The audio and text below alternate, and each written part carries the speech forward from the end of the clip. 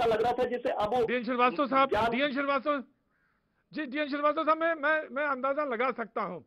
यहाँ पे कांग्रेस के प्रवक्ता भी प्रेम शुक्ला जी सब बैठे हैं। प्रेम शुक्ला जी, तमाम प्रधानमंत्री की भी आज बैठक हुई, सुप्रीम कोर्ट के भी में भी ये जिक्र हुआ और हाई कोर्ट ने भी कहा, सारे लोगों की है स्थितियों से कैसे निपटा जाए। अब तो कोई सोल्यूशन बताइए, और अगर सोल्यूशन है तो रखिए सामने। प्रेम शुक्ला जी। जी, सबसे पहले मैं आदरणीय रोहित सरडाना जी को श्रद्धा सुमन अर्पित करूंगा। हमारे एक साथी का जिस तरह से देहावसान हुआ असामयिक, उससे निश्चित तौर पर बहुत पीड़ा है। दूसरी बात देखिए, लगातार ऑक्सीजन के संदर्भ में केंद्र सरकार की तरफ से, राज्य सरकारों की तरफ से प्रयास चल रहा है। आपने देखा कि ऑक्सीजन बड़े पैमाने पर इंपोर्ट भी किया, वायु मार्ग से भी क्रायोजेनिक टैंकर्स को जो है जहां ऑक्सीजन के सोर्सेस थे वहां से ऑक्सीजन को लाया गया, रेल मार्ग से भी ऑक्सीजन लाई गई। 551 पीएसए जो है आदरणीय प्रधानमंत्री जी की पीएम केयर्स निधि के माध्यम से अलग अलग जो है प्रदेशों में लगाए जाने की योजना बन रही है। आज स्वयं प्रधानमंत्री जी ने जो मंत्रिमंडल की बैठक थी, उस मंत्रिमंडल की बैठक में भी ऑक्सीजन सप्लाई कैसे बूस्ट की जा सके इस संदर्भ में भी व्यापक चर्चा की, और इसके लिए जो है राज्यों के साथ हमारा समन्वय कैसे बेहतर हो सके, राज्यों को लगातार जो है ऑक्सीजन की आपूर्ति में कोई कमी ना होने पाए, औषधियों की आपूर्ति में कोई कमी ना होने पाए, बेड की संख्या लगातार हम बढ़ा सकें, और कंटेनमेंट के माध्यम से और मास्क लगातार पहनकर हम किस तरह से इस चैन को तोड़ सकते हैं, इस संदर्भ में आदरणीय प्रधानमंत्री जी के मंत्रिमंडल में भी विमर्श हुआ है। राज्यों के साथ भी लगातार संपर्क चल रहा है। ऑक्सीजन की आपूर्ति निश्चित तौर पर एक बड़ी समस्या के रूप में पिछले सप्ताह भर से आई है, उसके समाधान की दिशा में हर संभव प्रयास सरकार कर रही है।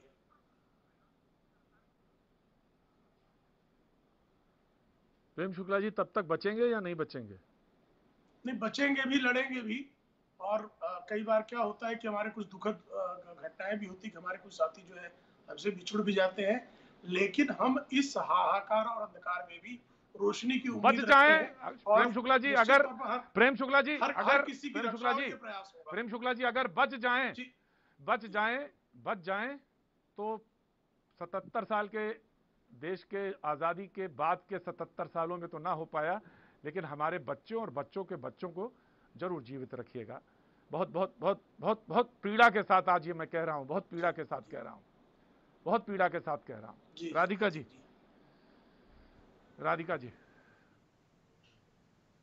अभी जिनकी आवाज हम सुन रहे थे, जो एक वाक्य बता रहे थे, क्योंकि मैं स्वयं रोज लोगों से बात कर रही हूँ, मदद करने की कोशिश कर रही हूँ, तो ये सच्चाई सिर्फ एलएनजेपी हॉस्पिटल की नहीं है। कल हमने भी एक पेशेंट एडमिट करवाया, उनको आईसीयू पे ऑक्सीजन मिल रहा था, एकदम से पेशेंट को हटा के खाली बेड पे बजा दिया गया और मरने के लिए छोड़ दिया गया, जहाँ पे पेशेंट सांसों के लिए भीख मांग रहे थे। ये हर गवर्नमेंट हॉस्पिटल का नजारा है।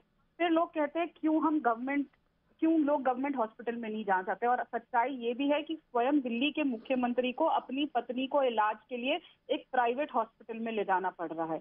उनको दिल्ली के किसी गवर्नमेंट हॉस्पिटल पे शायद इतना विश्वास नहीं था। ये सच्चाई है। ये हमें, अगर आप कह देंगे कि आप बहुत इंसेंसिटिव बात करिए, नहीं, ये सच्चाई है। जब मुख्यमंत्री खुद अपनी पत्नी को गवर्नमेंट हॉस्पिटल की जगह प्राइवेट हॉस्पिटल में ले जा रहे हैं इस स्थिति में, तो आप देखिए कि क्या हालात है। और ये सच्चाई की बात है। हम अगर किसी को फोन कर रहे हैं, सिलेंडर के लिए भीख मांग रहे हैं, नहीं मिल रहे, मैं यहाँ पे बैठ के बहुत चीजें गिनवा सकती हूँ कि सरकार ने ये नहीं किया, वो नहीं किया, लेकिन राधिका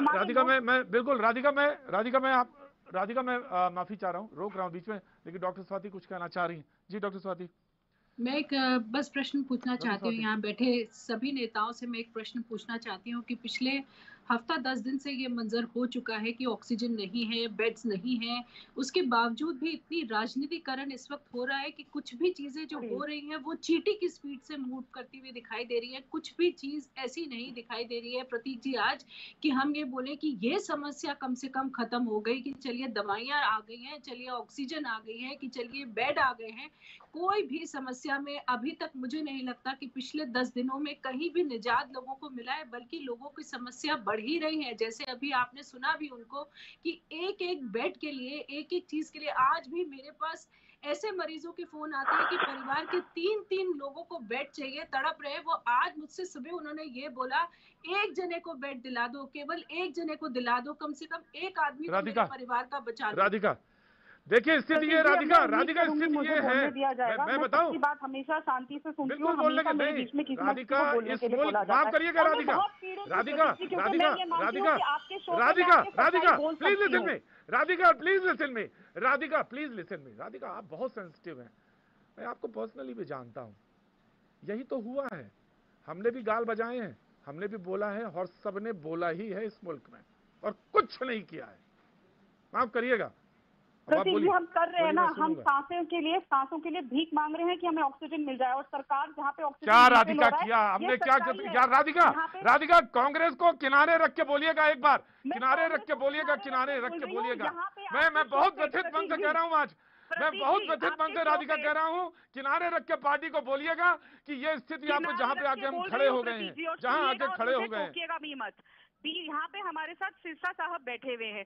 मेरी छोटी बहन ने स्वयं मुझे कहा जब मैं शो पे आ रही थी, हालांकि हम दोनों अलग पार्टी से हैं और बिल्कुल विरोधी है राजनीतिक तौर पे, लेकिन मेरी छोटी बहन ने मुझे बोला कि आप शो पे जा रही हैं, आपके साथ सिरसा जी है, उनको जरूर बोलिएगा थैंक यू, क्योंकि मैं देख रही हूँ वो किस तरीके से लोगों की मदद कर रहे हैं। हम भी बिना किसी पॉलिटिकल आइडियोलॉजी को सामने लाके जो कॉल आ रहे हैं, और सच्चाई की बात यह है कि सबसे ज्यादा मुझे बीजेपी वालों के फोन आ रहे हैं अलग अलग स्टेट से मदद मांगते हुए। ये सच्चाई है, और वो खुद कह रहे हैं कि हमारी सरकारें फेल है।